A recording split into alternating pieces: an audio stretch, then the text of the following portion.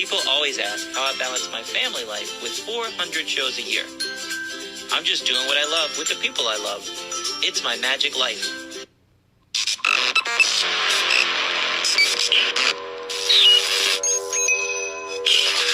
I like Wes Iseli. I like everything about him. All right. On today's show, we have a award-winning magician. Just doesn't do this guy any justice. He's won FISM, which is the Olympics of Magic. He's a 2-time Fool-Us winner, IBM first place for both stage and close-up, 2-time Canadian Magician of the Year, past president of the IBM, as well as so many other awards.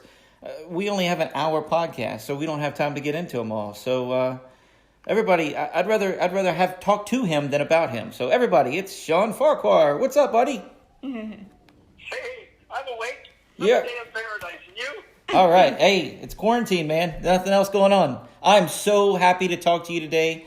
I am so excited. So many things I need to get off my chest and thank you and tell you thank you for being an inspiration. Even though from afar we've looked up to you, man, just thank you for being awesome. Thank you for being you.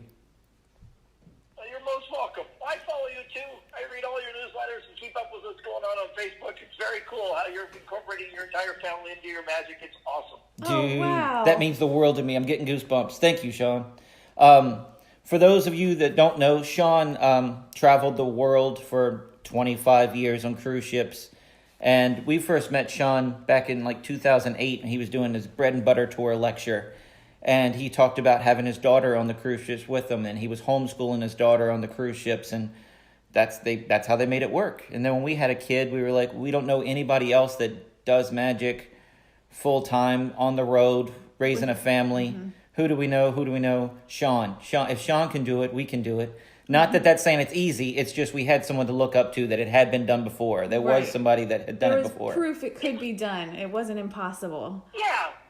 So yeah, it's always good. On my entire career, looked at templates. Who do I admire and what did they do? Well, then, if they can do it, I can find a way to do it too. Yeah, we had no history in our family on either side of homeschooling. And we just had to make it work because, I wanted to see my daughter. I wanted to be with my family on the road. I did it for 13 years by myself. And it makes a big difference having your family with you than doing it by yourself, man. Oh, it's so much easier when everybody's together. And it's fun. I found I became far more educated through homeschooling because I actually had to understand the stuff that I pretended to understand when I was in school so I could teach it to Hannah. So it's like, oh, that's what they meant. That's great. Well, yeah. and I tell Wes all the time, I am learning so much more going through school now. Like this year I'm in the 4th grade with Lana. I'm like, I'm in the 4th grade because I don't remember this stuff. So it's awesome.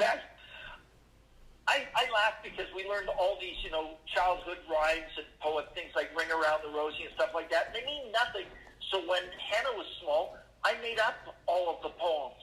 And there were things like the provinces of Canada or the Great Lakes. And they were songs about them. So she just learned them because they were songs with a catchy little tune. And then it was funny as all get out when she'd be on my shoulders. We're wandering around like Turkey, like Istanbul. And she's going, British Columbia, Alberta, Saskatchewan, Manitoba. And people would look over. Sooner or later, some Canadian would go, is she reciting the provinces? I said, oh, yeah, from west to east, in the correct direction. That's awesome. I taught her all the presidents of the United States in a song, and people were like, you're Canadian, right? I said, yeah, but we found this placemat that had all the presidents, so we thought it was something to learn. Why not? Wow.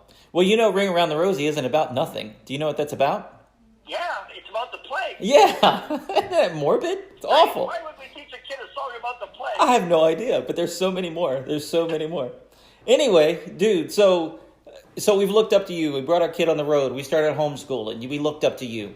And then my whole Fool-Us experience, I had never thought about doing Fool-Us. How am I going to fool Penn and Teller? I try to tell my friends about that. I say, just walk up to any doctor and say, go ahead and cure cancer. You're a doctor. Go ahead and do it.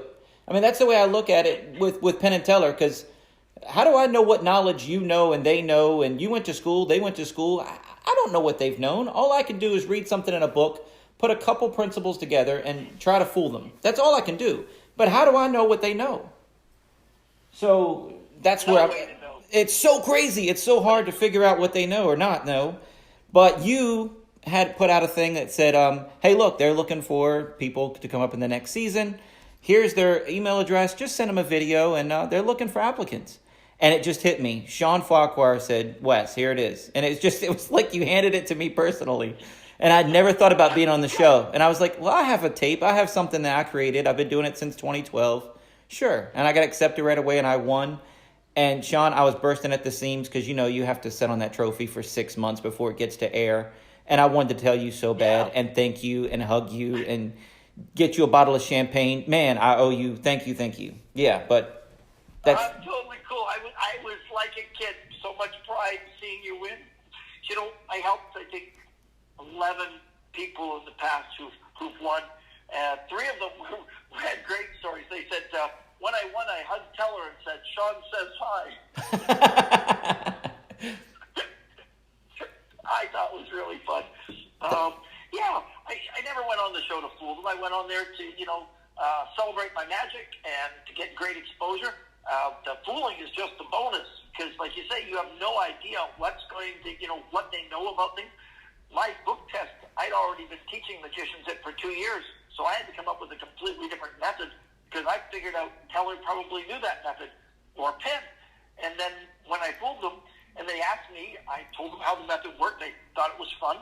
And then when they invite you back to do the live show, I decided I would do the other version. And when it was over, Teller walked over to me and said, that's not how you taught us. You fooled me again. I said, yay! Oh, wow. I didn't realize that you did a different method than your regular method. Yeah. And what's cool, so I was selling it for years. And so when the show aired, all these people who bought it started emailing me going, you can't do that with the book test. Wait a second. How is that possible? So I wrote an email to everybody who ever registered because I put registrations on the products I sell. Everybody who registered, I wrote and said, don't worry, don't have to send me emails. In another week, I'll send you the explanation about how I pulled them for absolutely free. And I did to all of them. And then I started selling that trick for $100. And they're like, let me get this right. You gave it to us for free. I'm like, well, yeah, you already paid for the other one. You might as well know how this one works, too. They're like, for free? Sure, why not? That's awesome. So what year was the Bread and Butter lecture tour? Gee. Was that like 2008? That's a really good question. 2004 to about 2000 and I would say 7. Well, maybe 8. your Torn to Pieces is one of my favorites from everything you did there. I've done it with several different. I have an industrial printer at my house, so I can really print up some cool things, and I've done it several different ways. I never used a picture of your daughter in my act, but you tell a story that some magician did it on TV with a picture of your daughter because that's what came in the set. But the next day, it was literally the day I released the trick. I released it in England. I taught it at the Magic Circle, and the very next morning there was a guy on TV doing it with a picture of my daughter, saying it was his daughter, using the name Hannah, and saying, the host asked her, what does your daughter like to do? And you could see him pause because he didn't have a story. And she likes to ride horses. Big ones. Big ones. It was like, wow. Oh, that's funny. That's awesome. I used it on the Ellen DeGeneres show with a picture of Ellen, and I had her sign it. And after the show, she asked if she could keep it as a souvenir, and I said, no, I'm sorry. She goes, oh, because it's a trick photograph? I said, no, because I'm going to take it home and sell it on eBay so my daughter can go to university. Oh. Wow. It's framed upstairs, and Hannah thinks it's very cool. Nice. Oh, it is cool, man. That's a great trick. Do you still have those notes or anything on your website? Well, Bread and Butter, no. Neither do I. I might have Bread and Butter on Plumber Magic. I do. I have the notes available on Plumber Magic in English and in French because I had to translate. I had it in Japanese too, but the Japanese told me the translation wasn't perfect, so I took it down.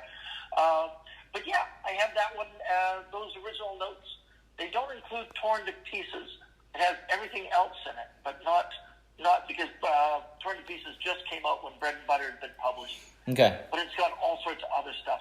Matrix routines and cards and wallets, and it's got some really weird stuff. I even made an automatic bill changer out of a money shredder. there's some weird stuff in there. I loved it. I had such a blast, man. It was awesome. So when you were on Hannah Ellen. named my second tour. My first tour is Bread and Butter, so Hannah named my second tour, and she named it PB&J. Oh, that's cute. She meant peanut butter and jelly, but I said powerful but justified. But it was still PB&J since the first was Bread and Butter. Well, is that on Palmer Magic? Because I don't have that set. Nope, that one's only done as a live lecture. Okay. Someday I'll release. I got a videotape of it done that's really nice at a great lecture location, and someday I'll put it out. But for now, I've still done it. Up until just before the pandemic, I've only been to maybe 47 countries and done it. So I still have a few more countries to do. Have you done any lectures during the pandemic? I have. I've been doing. I did a whole bunch of free ones for International Brotherhood of Magicians rings, the clubs around the world. Did them in Japan and Norway, and absolutely fun. And then some clubs like in Sweden asked me to, and Norway asked for like paid lectures to support me, which I thought was really awesome. So I stopped doing the free ones and started doing a more in-depth actual paid lecture.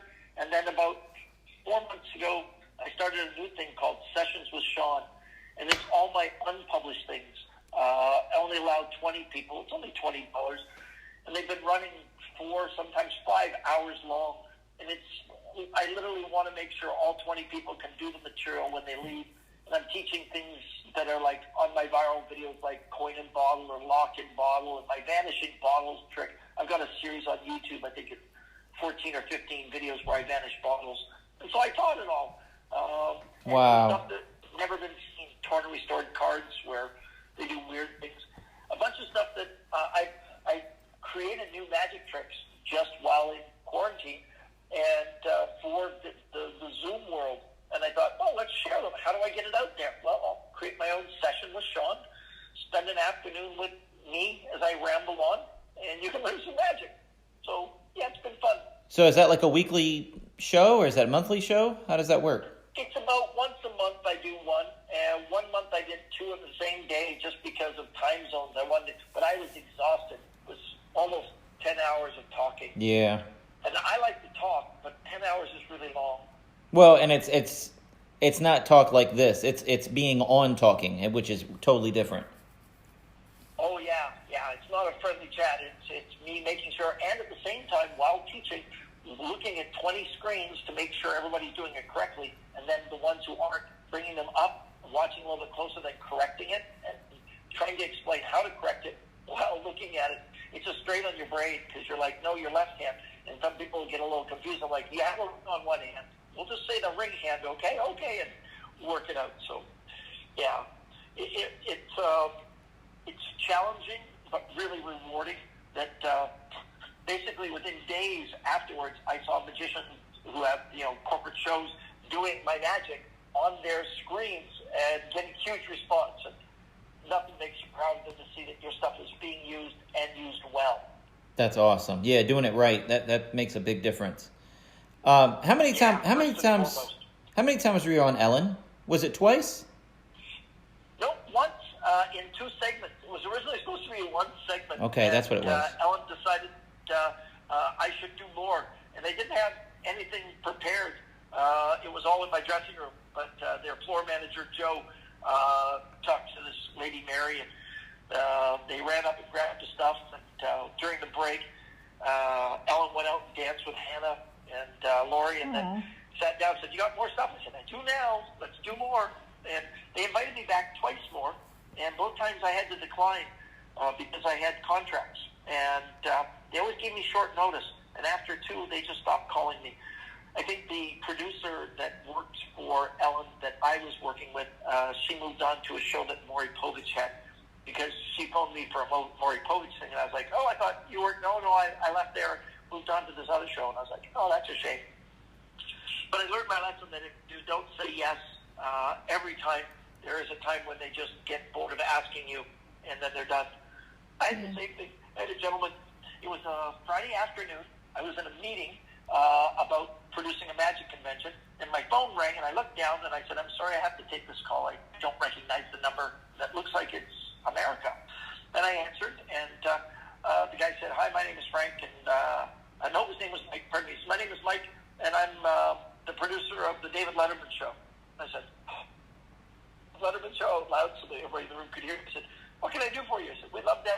on Monday, this day. They're like, yes.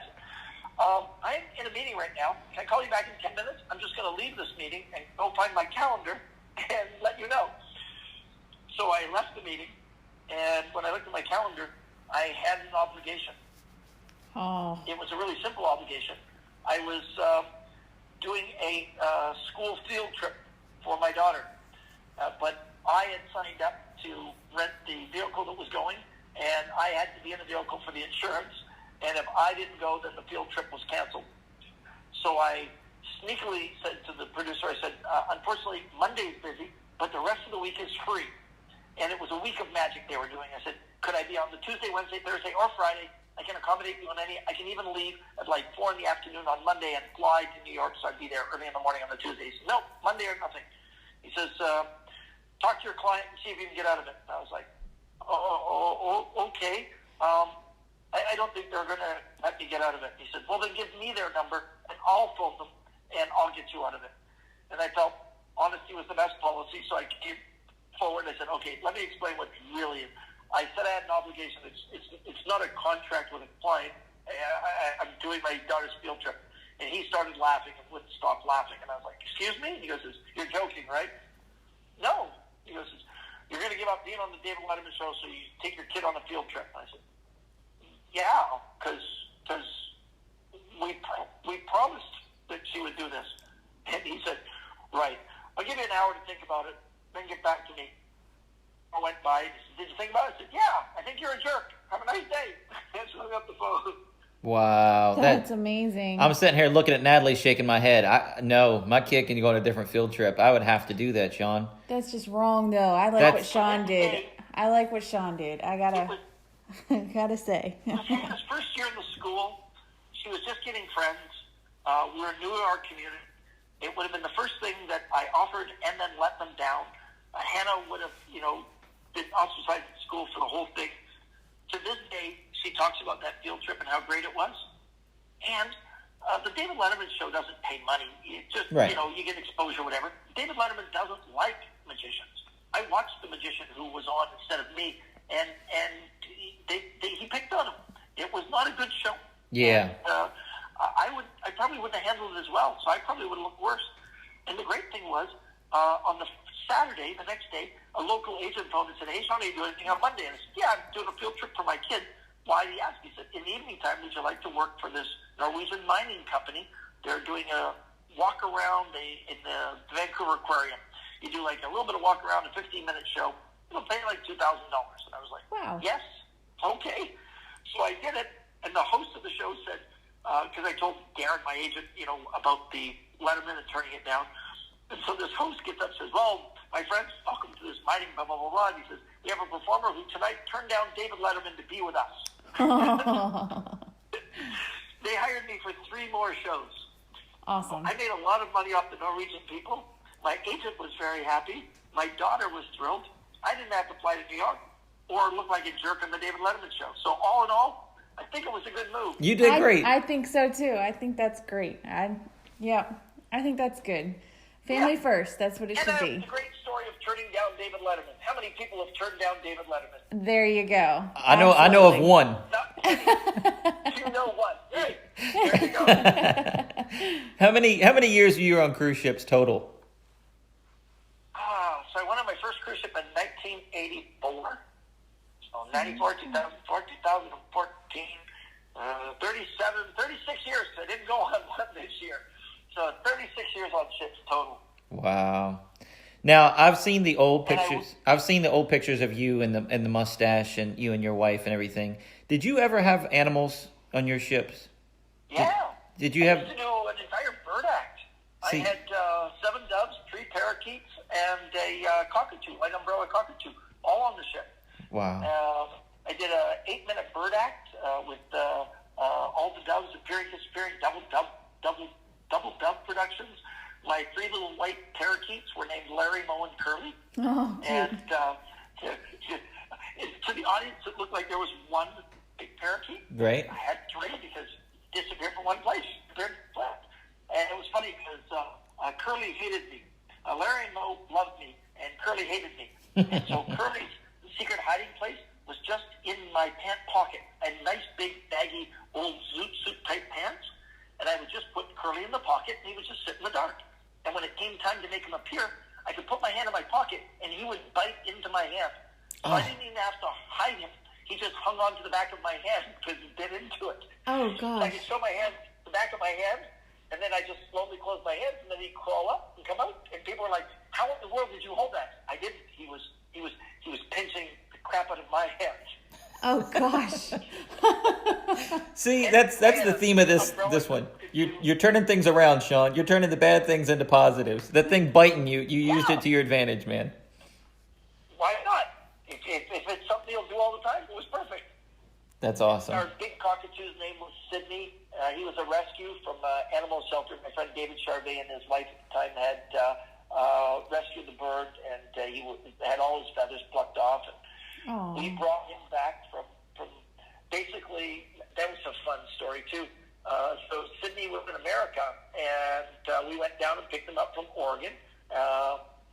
We were driving him back, and as we got close to the border, we realized we didn't have any papers for the bird, and they were probably going to ask for all these papers, and we didn't have them, and we didn't know where we would get them.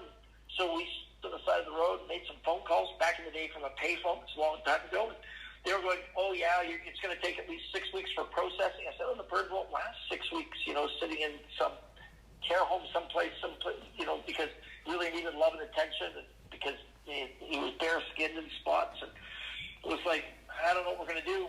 And then I had this little thought, and it was a story of a joke of a guy who every day, back in the days when Berlin had Checkpoint Charlie, there was a German who would travel from the East Coast to the West, from the East Germany to West Germany, and he'd drive across on his bicycle every day. And every day the German guards would check to, make sure he wasn't smuggling something. And every day he'd come back and forth.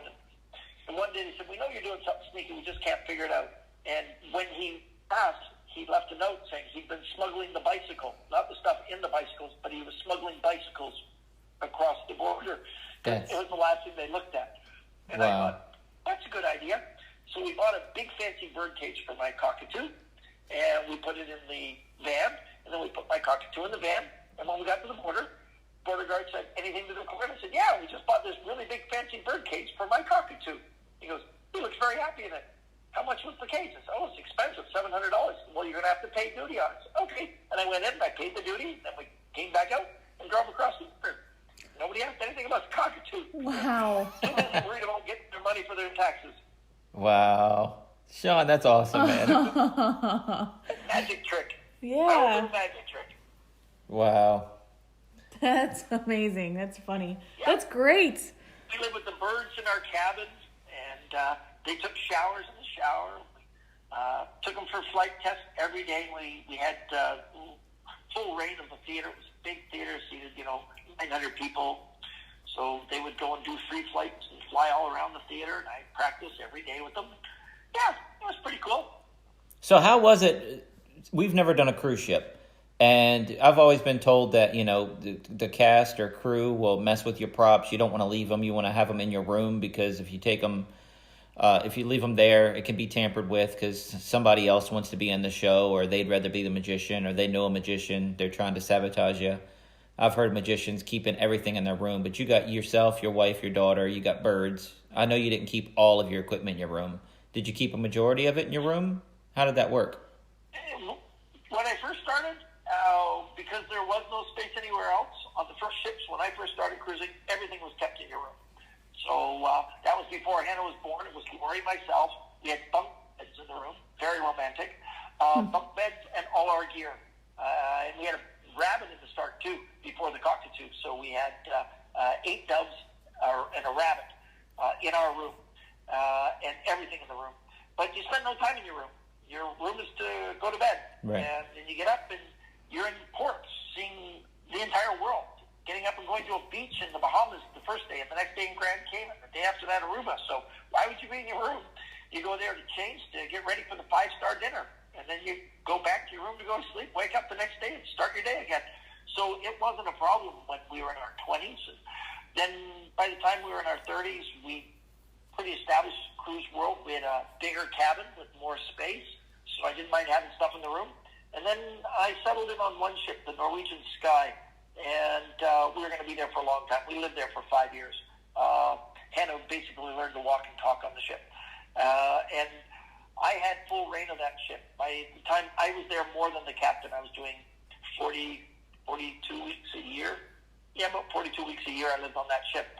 So we found empty spaces and little closet areas that hadn't been used or once were storage areas.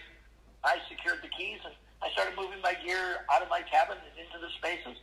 I don't think any of the cast and crew is going to purposely sabotage your stuff. But, you know, dancers and comedians and things, they're curious because our props are cool. Right.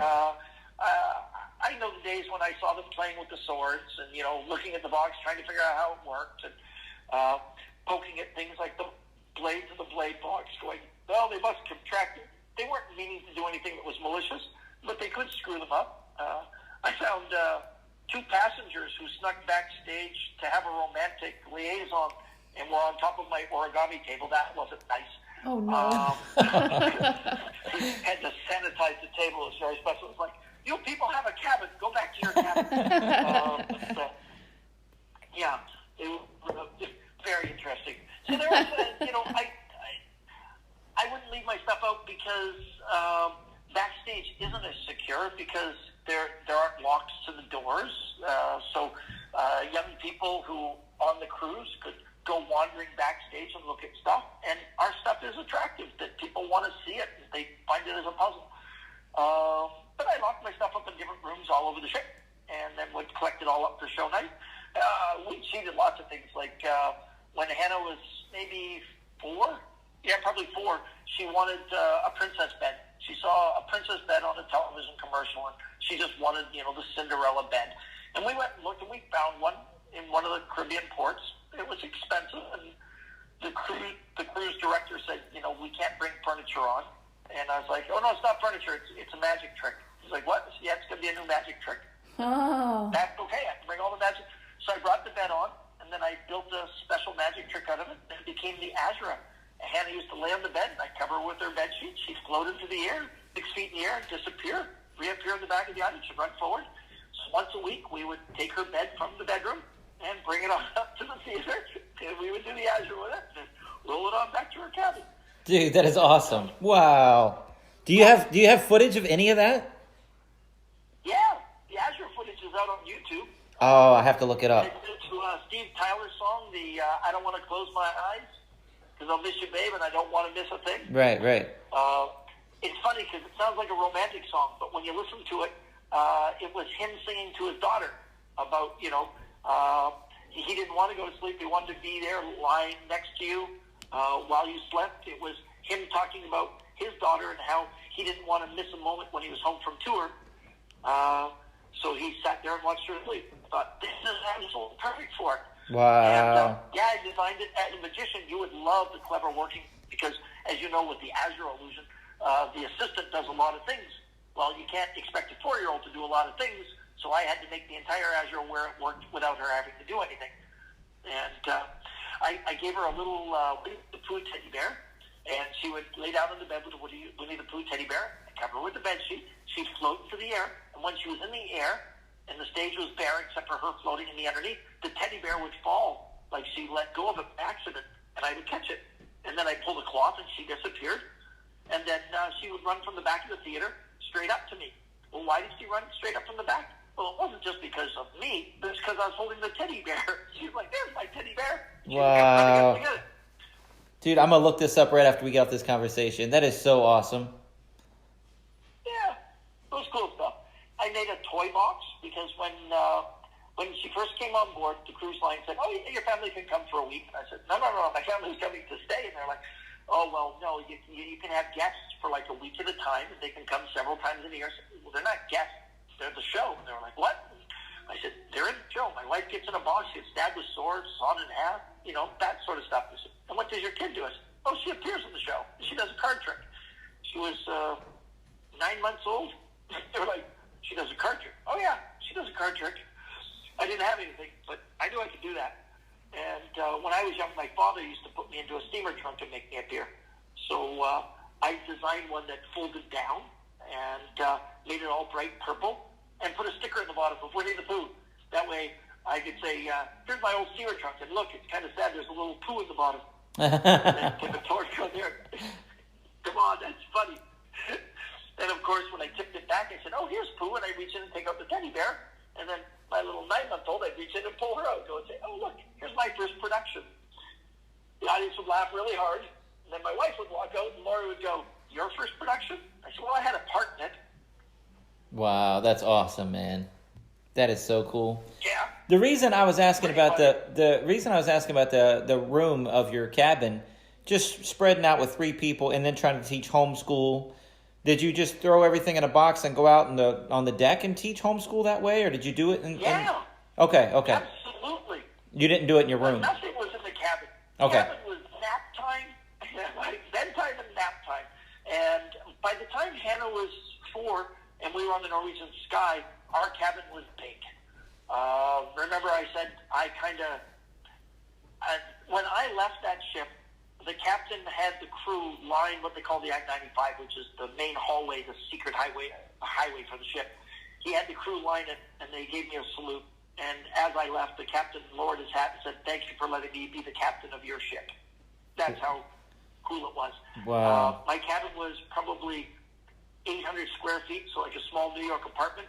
I had a bedroom, a living room, a little office space, Hannah's own little room with, it wasn't small. I could put 20 people in for a movie in my cabin. It was that big. Wow, you did it right. You had it right at the end there. Yeah.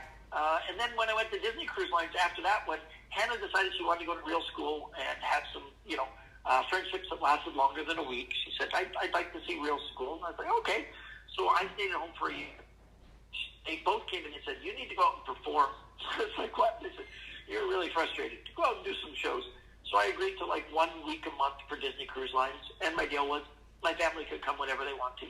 Disney was totally cool with that. In fact, they would fly us out 2 or 3 days in advance, and we'd go to one of the theme parks. If we were going to California or Orlando, we'd stay in the theme park in a hotel for a couple of days, and then they'd get on the ship with me for the week. And we'd do the shows, and then we'd all go home. And then Disney started asking for, hey, can you do 2 weeks in a month? And I was like, can you do 3 weeks in a month? Can you do a long period, 6 weeks for us? And it was like, if my family can come, yeah, okay. And then I just had enough. My daughter is old enough. She's going to university. And when she decided to go to university, I wanted to stay home more because I found I was really out there on the road a lot again. I'd never been apart from my wife until that point. We'd always been together. I almost missed the birth of my daughter because Lori stayed on until the second trimester, and I still had another month and a bit left in my contract before I could go home. And they told Lori she had to go home because they were worried about pregnancy at sea. And we were doing the Mediterranean. And so Lori flew home. I stayed on the ship. And the bill was expensive for talking to each other because internet is $1 a minute on the ship. Yeah. And then I finished the contract, got home, and 2 days later, it was born. I was like, oh, timing was perfect. You did make it. Wow. So, yeah. what about disaster stories? Oh, go ahead. Oh, I was just saying, then didn't miss a day of her life until I went to Disney. Aw. That's crazy, man. That's awesome that you were there all that time and doing all that and being there for her. She's gonna look back on that. That's what we do this for, right? Yeah. We do it for our families. Yeah, but Natalie's looking at me, shaking her finger at me that I would have done that Letterman thing. But I would have done that for my family, too. I would have done that for my family, too. You get bigger paychecks and you can do more things. But I see where you're coming from. And everything worked out. Yeah, there's 2 sides to it. If he'd asked any other day of the week, I'd have been there in a heartbeat. But it was just that one, my word's my bond. Yeah. I've done a lot of things that were detrimental to my career because I promised to do them. And I've always stuck to my word, even when it hurts, because it's just what you got. It's all you got, right? Well, I had one of the coolest gigs that lasted me 20 years. I was doing beauty pageants, and it was the state finals for all these beauty pageants all over the East Coast. There's about 20 different states. and I got the first gig, and they loved me and hired me for all of them because the other magician said, no, I had a better paying gig. You have to find somebody else. Yeah. And it's like, Yeah. number one, why would you tell the customer I had a better paying gig? He couldn't come up with an excuse. And then number two, they ended up liking me better than him and kept me for 20 years. So it was one of the best things happened to me. So yeah, I would never let a customer go. And I've told customers, a small family show, if a resort calls, and if it's a theater show that calls, if it's a $500 show, $5,000 show, which one was booked first? That's the one I've given the okay to. And people are like, you're crazy. And it's like, no, because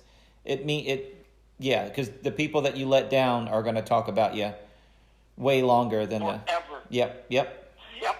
So. Absolutely. Back in the day, I had a house fire and lost everything in a fire. And in it was my date book. And so I was on the news several times because I pulled a bunch of people out of the burning building, so I got some hero awards and stuff. And it made the news for multiple days. And because my attitude was very positive, they came to get the sad story of, hey, you've lost everything in this devastating fire. And I was like, hey, it's going to be the easiest move I've ever had. And they're like, what? I said, think about it. I got nothing to move. I can move to anywhere I want to. And I got to get all new stuff. And they're like, so you were insured? No insurance, but that's okay. So when it was over, people were like, so your attitude, how does it stay that way? I said, well, that's all you got, right? I laughed because I lost my date book. And so I didn't know when any of my shows were. So in the news programs, I repeatedly said, hey, if you book me for a show, please get in touch with me. I'm staying at my girlfriend's mother's apartment, but it's the only thing we have. But I don't want to disappoint you. And all of them except for one, I knew in my head, I have an eidetic memory, but it's not perfect, especially after trauma. But I knew in my head, I had a birthday party on a Saturday, and I knew it was on a road called Pipeline Road in Coquitlam. But I had no idea what the address was. And so I started at 9 o'clock in the morning that day, and I drove down the street looking for houses that had toys in the yard. Wow. If they had toys, I knocked on the door and said, hi, will you expect me for a birthday party? No. Are your kids going to a birthday party? Oh, wow. I found the house 20 minutes late. So when I knocked on the door, the lady's opening remark was, you're late. That's how she started. I went, yes, this is the house. Hi. I don't know if you've seen the news. And I explained it. And she was like, oh, my God, thank you for coming. I said, yeah, I wish you'd seen the news. It would have been nice if you called, but I'm here. Let's do the show. And I still giggle about it because the boy whose birthday it was for, he has seen me multiple times in comedy clubs as he grew up. He's like, do you remember? And I'm like, I remember that day. I was in a big panic. I knew I'd find you. I just didn't know if it would be at 7 o'clock at night and all your guests would be gone. Wow. That is crazy, man. That's crazy. That's amazing that you found him. That's awesome. So yeah, it's a pretty long road, but I just kept going, banging on doors. Hi, love to. And somebody said, yeah, there was a party, but their party wasn't on Pipeline Road. And I'm like, nope, not being swayed. It's on Pipeline Road. I'm 100% sure of that. That's amazing that you could remember that. I wouldn't even know. I mean, I look at our calendar, I'm like, yeah, we have a show today, or we have 2 shows today, or, the next day. I couldn't tell you where they were at until I, look up travel to make sure we leave on time. I wouldn't ever have remembered that. That's amazing. I have a crazy memory. People test me all the time. If it's a magic thing, I never forget it. I've had people come up and say, Shawn, we met at, and I'm like, it takes a while sometimes to trigger, but when it triggers, I had a guy go, so where did we meet? And I said, look, I have no idea. And he goes, so your memory, blah, blah, blah, blah. And he talked a little bit longer. I said, wait, I know exactly where I met. And I told him the convention. I told him what he did. I told him what he did in his show. I told him where we went for food afterwards. He's like, okay, you can stop. No. Your friend's name is, and I told him everything. And he just stared at me. He said, how? I said, I don't know. It's just it's the way my head is built. I can't just do it like on demand, but when it triggers, it's crazy. When my mom's not well and she has dementia, I think the one thing I have is memories, and it's the one thing I'm terrified of losing is memories because I sit and bring up old stories to her, and we're doing old stories from like the 70s now, and I remember my childhood from the 70s, and so I'll trigger and find something that'll start it, and then I start naming all our neighbors and all the things we did. and with dementia, they remember things back then. And so it's like painting a big picture for her, and she starts remembering all the names of the people, and it's really fun. I don't know why my brain does it, but I don't forget.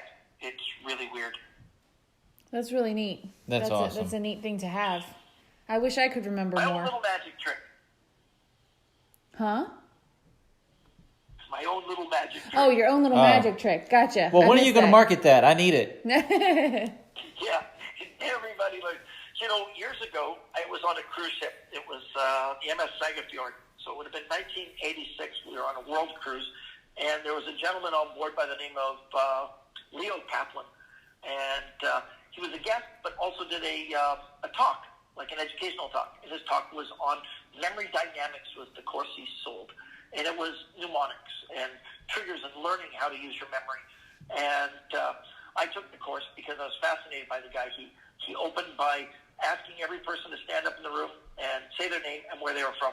And he had a clipboard, and he was writing it all down as he went along. And then after he's done, he said, tomorrow, you all come, sit in different seats, and I'll announce who everybody is. And so he explained all his theories. We did a whole bunch of stuff about magazine tests and this word association. It was fascinating. The next day, not everybody came, but there was a good chunk of people, probably 90 people out of a 125-seat theater. And he asked everybody to stand up, and one by one, he named everybody and where they were from. And then he turned the clipboard around to show he hadn't written anything on it.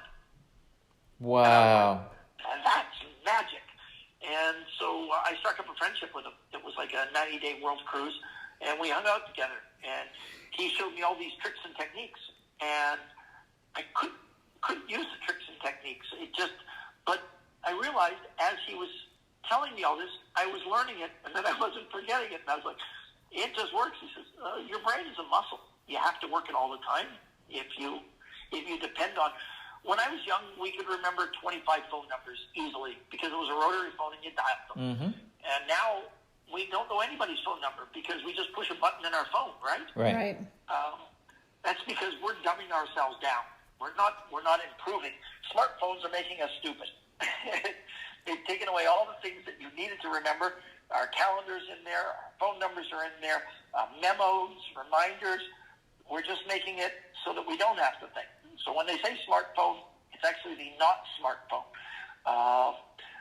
When you don't use the muscle, just like any muscle in your body, if you don't use it, it gets weak.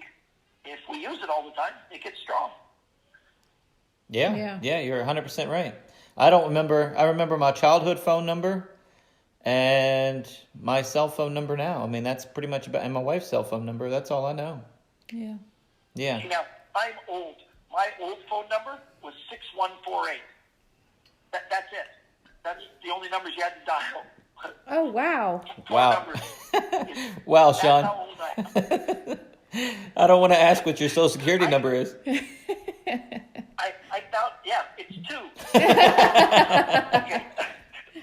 That's an actual joke from Billy McComb. He said, I'm so old, my social security number is 1.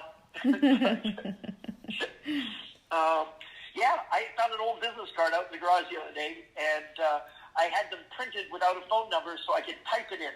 Yeah, back in the typewriter, and I'd roll into the typewriter, and it just had 6148. I was like, I remember that phone number.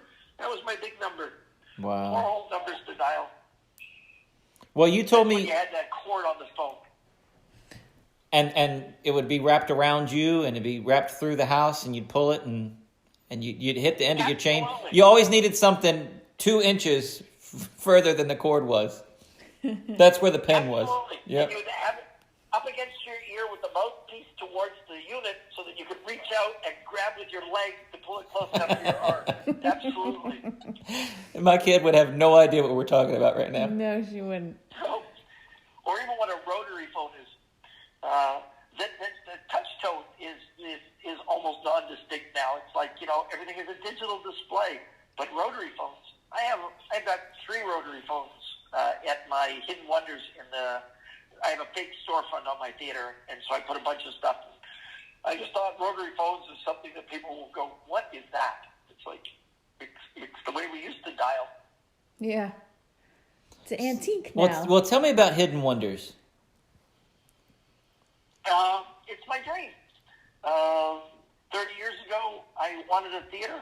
Originally, I thought it would be a big, 750-seat theater, and then I would do my illusions, origami, and planing levitation, and all this stuff. And then as I got older, it was like, it'll be like a 125-seat parlor, and I can do, the type of medium show with a few illusions and some stage stuff.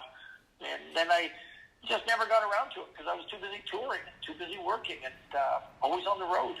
And the cruise ship was perfect. I'm 58 years of age, and I've never done a load of laundry in my life. I don't even know how to turn the laundry machine on. But it wasn't until 10 years ago we figured out there were places where you could buy unprepared food and you bring it home and cook it yourself. Fascinating.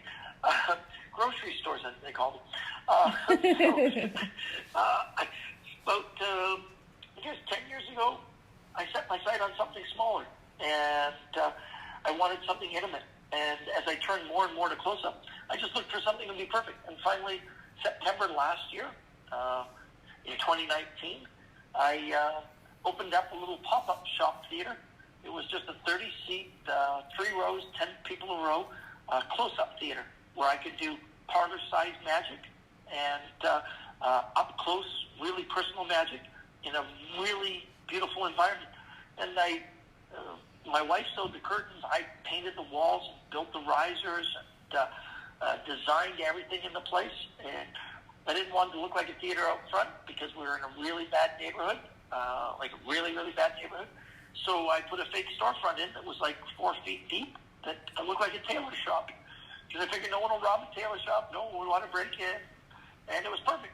And it became kind of the cool thing. I had a theater project I've been working on for about 10 years called Cabaret of Wonders, where I would feature magicians in their twilight years and magicians that were coming up. And it gave them a voice. I helped them to be seen. And so when I hit the new theater that was going to be Cabaret of Wonders, when I hit it behind the tailor shop, I went, this is kind of Hidden Wonders instead of Cabaret of Wonders. So I rebranded as Hidden Wonders and sold out months and months in advance, 2 shows a night, 5 nights a week. It was insane. And then March of 2020 came, and I had to close the doors and wait. Figured it'd be a few weeks, a couple weeks to it. I packed the entire theater up because it was portably designed, and packed my garage and let it sit there. And then I lost the building because the people that owned the building I was renting from, they weren't getting any income, so they lost the building. So I was at home until about June or July. Lori looked at me and said, you look really frustrated. Let's find a property so that when this thing ends, we can start again. And I went through a really frustrating period of a month trying to find things through realtors and driving out during a pandemic and just looking at properties from outside because I didn't want to, break any rules going into places and stuff like that. Nothing. Then Lori found the building on Craigslist, of all places, and it was being rented by the owner. And we drove by, looked at it. The next day, we signed a 3-year lease, and within 30 days, we renovated the entire place into this beautiful Victorian theater. Our plan is for it to seat 30 people, but because we're open in a pandemic, we were allowed to have like 12 people. But we were allowed 15, but we decided 12, maybe 14. And my storefront is as big as my old theater was. So I've got this beautiful fake old front that looks like a curiosity shop filled with weird knickknacks from my garages. And has a secret door, like a speakeasy. You have to find it. You give it a doorknob. The doorknob sticks on a wall. The wall opens automatically. And then instead of having them in bleachers, because of COVID, we have them seated at little tiny cabaret tables spread out throughout the room. And I ran it for July, August, September, and October. Sold out and doing really great. And then in British Columbia, we have what they call a health minister who deemed that the theaters weren't safe. And so they told us to close. And so we've been closed since just after Halloween. And we don't have any date. They're starting to open some stuff up, but it's opening very slow and cautiously. Dr. Bonnie Henry was the forefront for North America for the SARS thing, so I have a lot of faith in her. And I want to come out of this thing without hurting anybody. So we're closed. I spend a lot of time going down and painting things and moving stuff around and fixing lighting. I put in the full lighting grid that's automatic. I use a system called Media Monkey by my friend Charles Peacock, who runs the music and the lighting. And I've got two friends, Alex and Billy, who are both phenomenal magicians. Alexander was a past president of the International Brotherhood of Magicians, and Billy Sway is the current, I think he's coming in as, I think he's vice president. Yeah, I think he's vice president of the International Brotherhood of Magicians, soon to be president-elect after the elections if things go well. So he'll be another president of the IBM. Good young people. We need young voices in the world. But we do beautiful shows there. It's an interactive experience. I wouldn't call it a show.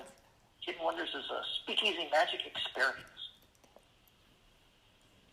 Well, so where is it located? We have people from 18 different countries listening to this thing as of now, but I mean, this thing will hopefully go on the internet. The original capital of British Columbia, Canada, in a place called New Westminster, British Columbia.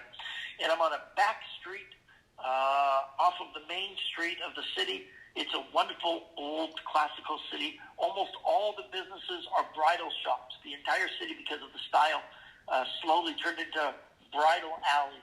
And so the main street is all these beautiful boutique little stores making custom-made bride stuff. And then the rental places for the weddings, and then tuxedo shops, and some coffee shops, and a few cafes and bars. It's a very, very vibrant for, young people to come to. I told them, if I didn't have the big front of a curiosity shop, I would make it a divorce lawyer, just to be funny. Everything else on the streets about weddings. Wow. So I break into a divorce lawyers, but my wife swayed me not to do that because she didn't think that bridal parties and stag parties would want to come to a divorce lawyer's place. It would look bad. Yeah. Your wife's right. She's correct. She's right. It's funny, but she's right. Yeah, it's this beautiful. Yeah, it's funny. Sometimes better. Like I said, sometimes I make bad decisions. I did this time. Can people having it as a curiosity shop might not have been the best decision either because the window's filled with weird and cool stuff, but it's been broken into twice already. Oh no! And, even though I've got metal grid over the windows, they still smash the windows and grab stuff through the windows. So now everything in the window is too big to go through the grid, and I've had to move all the small stuff further back. They stole stuff like 8-track tapes. Why? They don't even have an 8-track player, I'm sure. Exactly. What's really heartwarming, though, is a week and a half after the break-in, one of the street people came by, and nice fella, and he said, "Hey, I don't want you to think all street people are bad. I'm here because I've got bad circumstances, and, this COVID isn't helping. I got injured, and I needed stuff for pain, so I took some drugs, and next thing you know, I'm hooked on drugs and trying to get off of them." And I was like, I'm sorry to hear that. Well, why are you dropping by? And he took his backpack off, and he said, down the street, and he was trying to sell the stuff. And I think it's stuff that was stolen from your store. So I'm bringing it back. And he back all the 8 tracks and my Bobby Orr hot thermos mug. And he goes, here. And I said, that's really nice of you. I can't give you a reward because you may have been the person who stole it. I can't reward you for that. He goes, oh, no, I didn't ask for a reward. I'm totally good. I said, but would you like a donut, some coffee? Wow. Our little coffee back. Have a good day. He's like, that's awesome. We tend to see people all as a group, and I'm trying really hard not to. We're down in the bad location where we never got robbed. There were, drug addicts and street people, and this one day I saw a guy screaming at another person, and I came out to see what was wrong, and he goes, he was just trying to rob your car, and I told him to go away. That's very nice of you. No, he really was. I said, that's really cool. And I said, do you live around here? And he said, I just live on the street. I said, oh. Do you want a job? He said, what's that? I said, every night from about 7 to 9, just stay in front of my store and make sure nobody robs any of the cars. I'll give you $10. Really? Yep. Well, night he came, and he came with a broom, and he swept in front of my store. The next day he came with Windex and was washing my windows. And every day he came. And every day we came with some food for him, paid him $10, and he was like an employee without being an employee. Wow. He was a nice guy. So can people get Hidden Wonders information off your website, magicchampion.com? Yeah, they go there, and I actually have a site devoted to it. It's hiddenwonders.show. I tried to be clever. I used the word .show. Well, not even the cleverest thing, because people just think .com. And but hiddenwonders.show or at Magic Champion. And I tried to be clever with that too. I used 1C because apparently you pay by the letter, right? You don't? Wow. I got ripped off. Okay. I had both at one time. I had double C and single C. They were given to me as a gift by a gentleman by the name of Ross Perot. He bought them for me. And I foolishly let the double C one go over time because I was away on a cruise ship and I didn't get the alert. And by the time I went to renew, somebody had poached it. And now they'd like $35,000 for it. Oh my goodness. So I stick with the single C one. Yeah. Yeah. I didn't think that, one extra letter would be so expensive. No kidding. 35 grand. Wow. Goodness. Well, back in the day, I thought it was clever.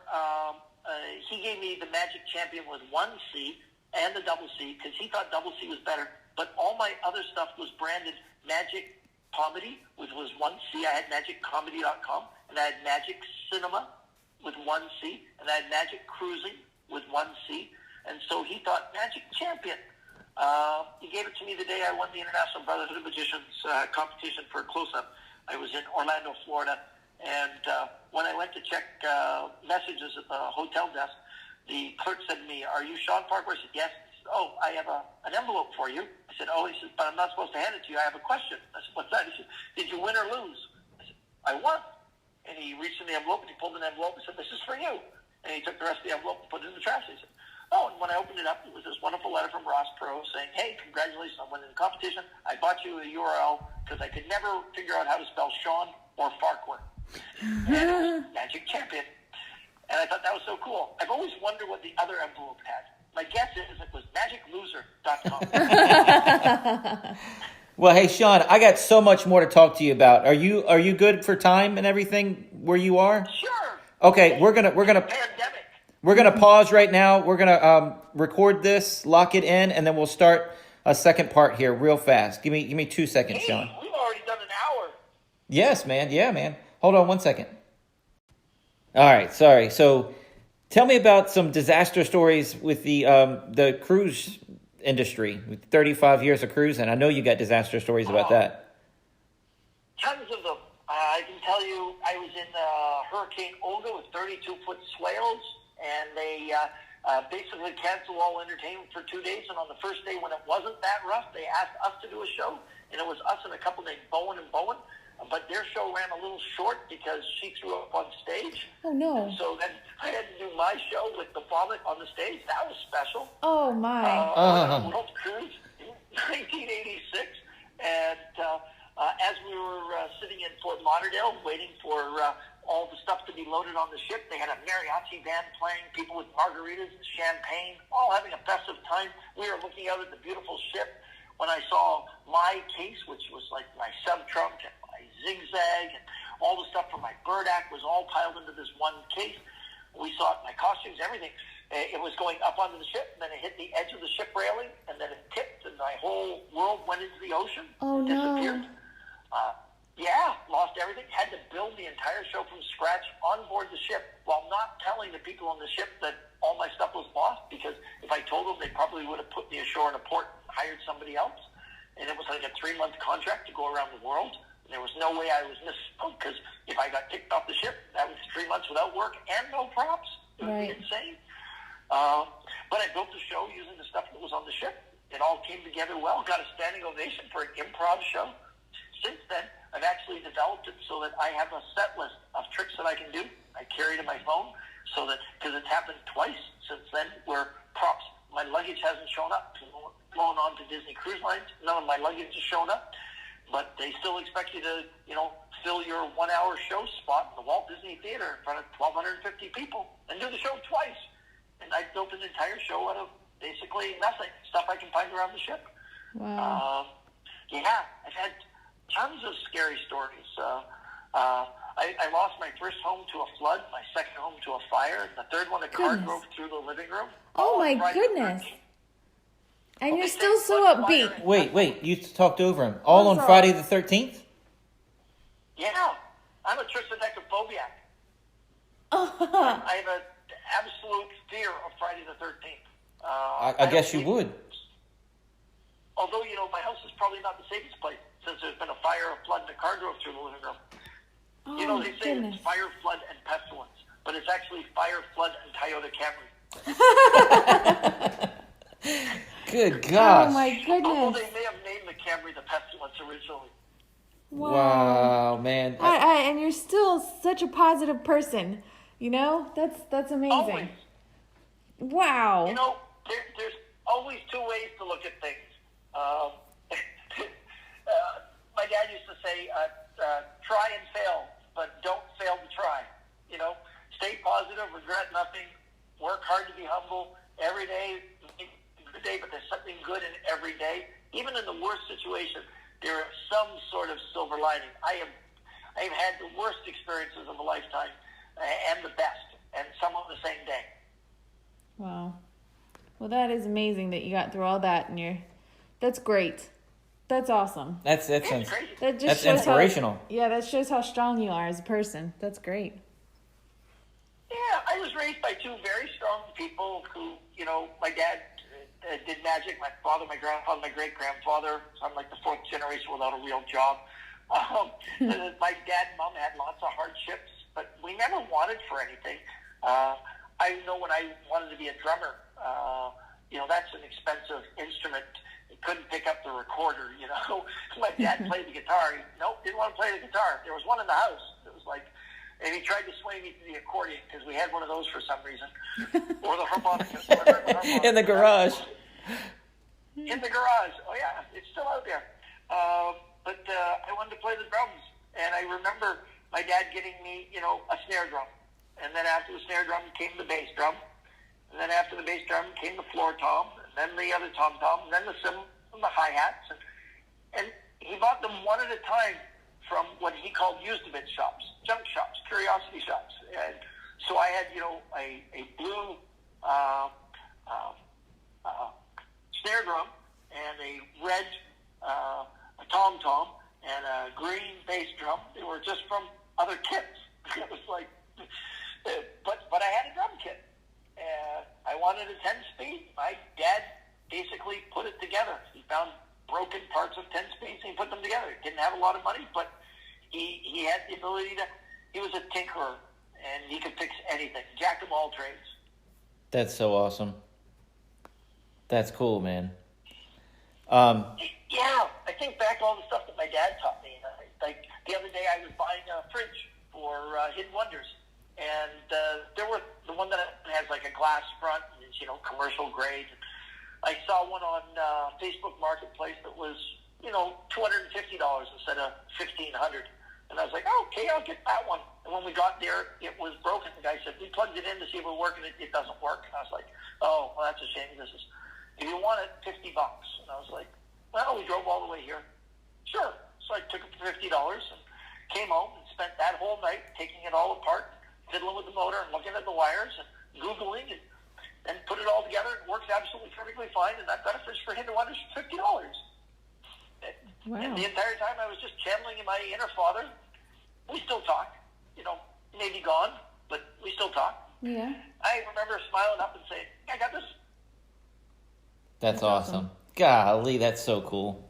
See, my dad had Parkinson's since I was 7, so I had to help him put his socks and shoes on in the morning growing up and help him with his belt through his belt loops and everything. And we always hired anybody to fix anything. So if I'm able to, I don't know, saw a piece of wood, I'm patting myself on the back. Look, Natalie, I did it and I didn't cut my finger off.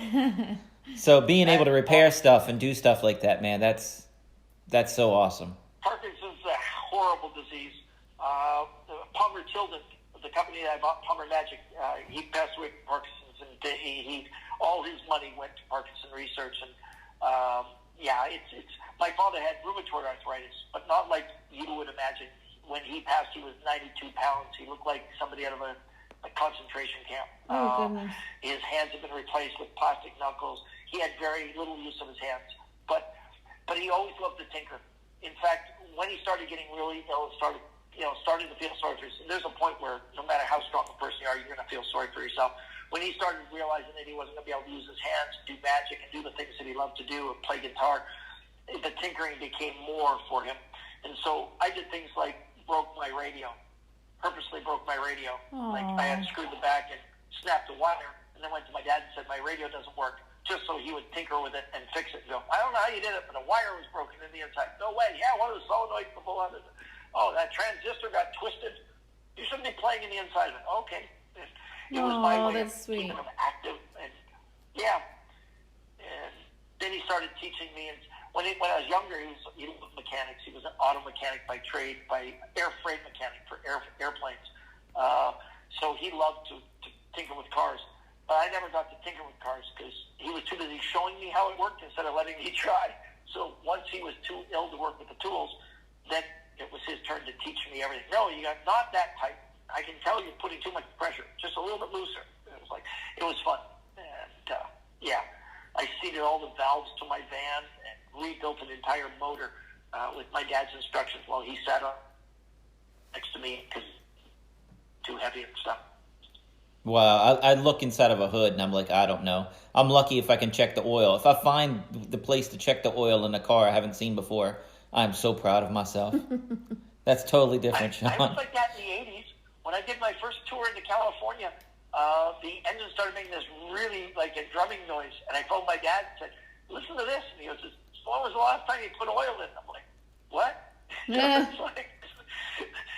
And I literally, as you said, had to be told where the oil went in. And I thought, oh, because my dad did all that stuff. Yeah. And all of a sudden I was like 30 days into a tour, driving, 10 hours a day.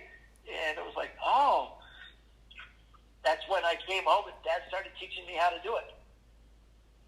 That's so awesome. You have such a great relationship with your whole family. Your parents, I don't know if you said it on the air or beforehand with your mom earlier, what you're doing for her. My mom's in a care home. I love her dearly. Tomorrow's her birthday, March 18th. It's a big special day for her. With her dementia, she doesn't know. She said, oh, we're going to go see a movie or do something. And I'm like, why am I wearing a mask now? Oh, yeah, that's right. Yeah, we're not going to see a movie. I said, no, movie theaters aren't open. What are we going to do? I said, we're going to Mexico. She said, really? I said, no, but I'm going to come in here with a sombrero and Corona, and you're going to have your first beer in a year. Said, oh, that sounds nice. I don't know if I get to sneak that into a care home, but I'm going to try. Put it with a bad Mexican accent, and we would have some spice or something, and it'll be fun. Put it in a birdcage. Just walk it in. That's right. Absolutely. That's a nice looking birdcage you have. So one of the things I talked to you ahead of time about your tipsy-turvy bottle. In the magic world, there's a tipsy-turvy bottle routine that uses a gimmick, and it's a very easy trick. But you did a version that, as a magician, had me rolling on the floor, laughing. I loved it so much, and you had no gimmick at all, and it was still just as good. I'd say 10 times better without a gimmick. And was that on purpose, or how did that come about? I started doing it. It was totally by accident.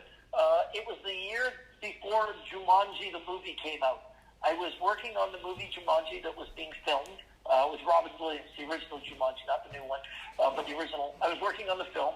And when the film ended, they had a wrap party. They always have a big crew party. And the assistant director asked me if I would do something for the wrap party. And they rented Science World, this big science center in Vancouver. And I said, sure. So the night before, I knew Robin Williams was going to be there. And I really didn't get to see him during the entire filming of the project because I was on B units and doing special effects and things. So I never saw him at all. I helped to make car hoods crush and stuff like that. Never even saw the guy. And I'm thinking, well, he's going to be at this party. I'm going to do a good job. So the night before, I took the gimmick out of the bottle thing, and I painted it new and made it all fresh, put new stuff on it, so it looked absolutely perfect. And forgot it in the garage. And I got to the show and didn't know I'd forgotten it. And I was well into the show. Robin Williams was sitting cross-legged on the ground right in front of me, lots of people sitting on the floor. I was doing a great show, having a really good time, and I picked one of the cast to come up, and I handed him a tube and a bottle, and I said, I have a tube and a bottle. And then I realized there was no gimmick in my mind, and I thought, oh no, it's in his. So I said, let's switch. And we switched, and I went, oh no, oh yeah, I know where it is. It's at home on my workbench, nicely, freshly painted. And so I made it up on the spot. I just, no other choice, I just started the routine, and I haven't changed it. Not one iota from that day. I did the routine. It got huge laughs. It was really fun. The pocket bits, everything I did in it, absolutely everything. When the show was over, Robin Williams came up. He said, "Wow." He said, "I've seen a lot of magicians. I love magic. That thing with the bottle, I've never seen it done like that. How long you been doing that?" I said, "Oh, that's the first time." He goes, "No, seriously." I said, "No, really, that's the first time." And I told him the story, and he started to laugh. He said, "I've got some advice for you." I said, "Sure, what's that?" He said, "When you get home, take that gimmick and stomp it flat." He said, "Never use it again." And I went home and stomped it flat. And the originals were the old Grant tubes with the black cherry bottles on the inside. And the problem was they weren't really visible. Right, yeah. Black. And so, but I used them for years. And I got on a cruise. And on the cruise, the case fell into the ocean with my black cherry bottles in them. So it all sunk into the water. So on the ship, I went looking for new props, and I needed 2 pieces of tubing. And I found the plumbing tubing that is used for the toilets on the ship was a good-sized tubing. So I had the plumber cut me 2 chunks of tubing. And when we were in Barbados, I bought some paper shelf lining that was silvery colored, and I wrapped it around the outside of the black tubing. And then I tried to find bottles. And the bottles I found were these short Malibu bottles, because they have a Malibu factory there. And so they brought them back, and the ship wouldn't let me bring them up because you can't bring your own alcohol.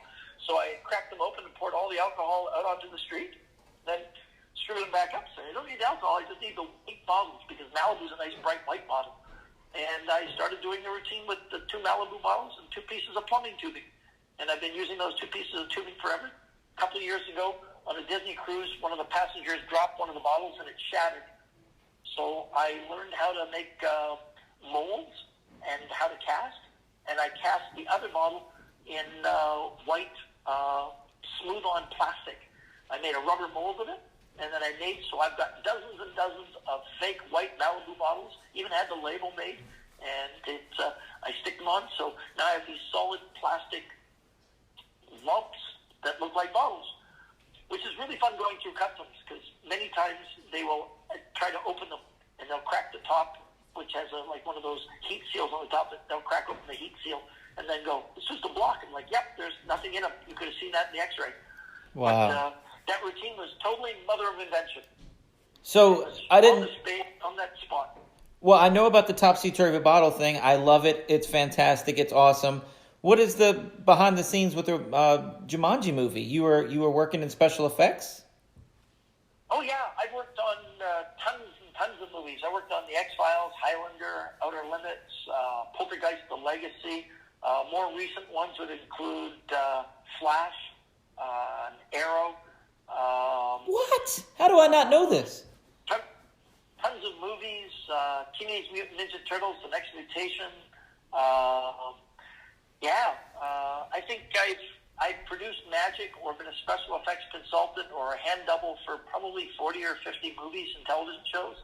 I did a television series 2 years ago called on Hulu called Shut Eye, which has a whole bunch of gypsy stuff in it, and created a whole bunch of magic for that. It was all about these people that were grifters that from the Roma culture who were ripping off people. It's a very cool series.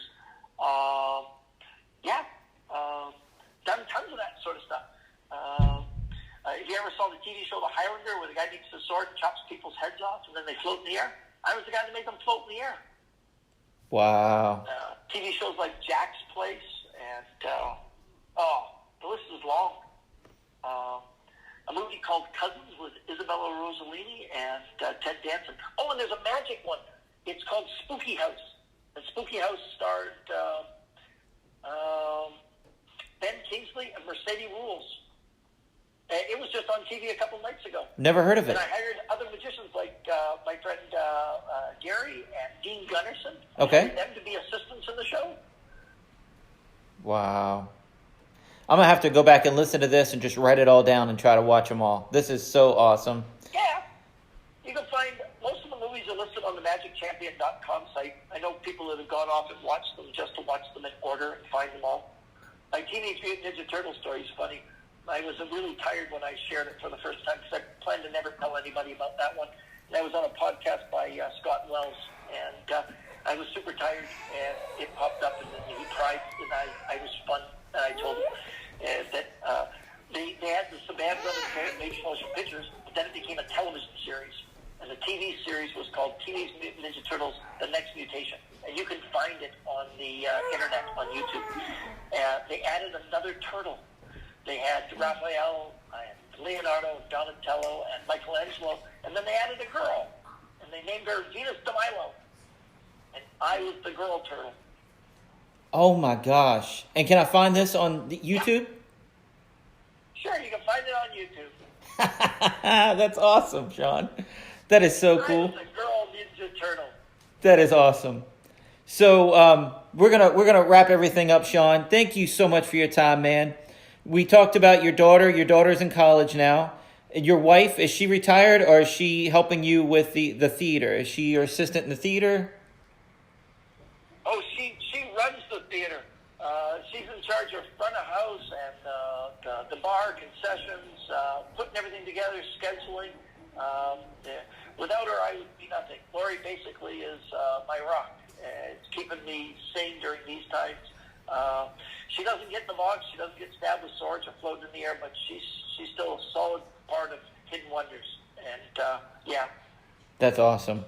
Everything. You got so much going on, man. You got Magician U clothing line. Can we get that on magicchampion.com as well? Yeah, magicianu.com. I don't know if it's on the Magic Champion. It should be. Yeah, I've got Magician U, Palmer Magic, Wow. Hidden Wonders. You keep adding websites here. So much going on. Wow. All right. So magicianu.com, magicchampion.com, palmermagic.com, hiddenwonders.show, Instagram Magic Champion, Twitter Magic Champion, Facebook Magic Champion, and now TikTok Shawn _Farquhar. Let me spell it. SHAWN _FARQUHAR on Instagram. Oh no, TikTok. TikTok.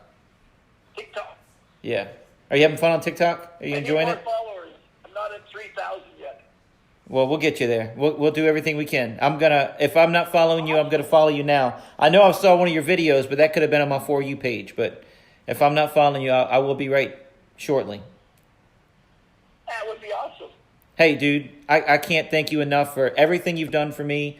Like I said at the beginning, man, somebody to look up to, somebody for being so awesome, so down to earth, and being just an all-around awesome dude. Thank you, Shawn. You mean the world to me, man. Well, praise is high. I admire you and what you're doing with your family, and congratulations on your Penn and Teller Fool Us. It's nice to see that I inspire good people. Thank you, Shawn. Hey, stay on the line, man. We're going to wrap up, do a couple plugs here, and then I'll talk to you in a second. Hold on 1 second, Shawn. Thank you for everything, man. Tonight on Jewel TV, they're airing episode 3 of Wes Iseli's Magiclife from season 2 called Settling into Quarantine. It's on Jewel TV. Jewel TV is on Roku, Apple TV, Amazon Fire, the Jewel TV app, and tons of other places. It's in over 100 million households. All you have to do is look for it. You can find it. On March 26th at 7 p.m., we'll be performing our Magic and Illusion show live on stage, but zoomed into your living room. This is a fundraising event for a couple different schools, and your purchase will truly help them out. For tickets, check out my link on wesisley.com on the events page. On April 17th at 6:30, we'll be performing at Goochland County Parks and Rec. For tickets, go to goochlandva.us. This will be a live and in-person show, but all COVID regulations will be observed. And once again, for tickets, go to goochlandva.us. See you next week. Today's episode of the podcast is sponsored by Express Copy and Graphics. Mention promo code Wes Iseli to get 10% off. Their website is expresscopy.com. That's XPRESS-COPY.com. They do it all. Copies, banners, signs, vehicle wraps, promo items, practically anything you need printed, they can do it for you. These guys are great. Check them out. Check us out online at wesisley.com and patreon.com/Wes_Iseli for behind-the-scenes videos, blooper videos, never-before-seen footage, discounts on merchandise, magic trick tutorials, and more. That's Wes Iseli, spelled WESISELI.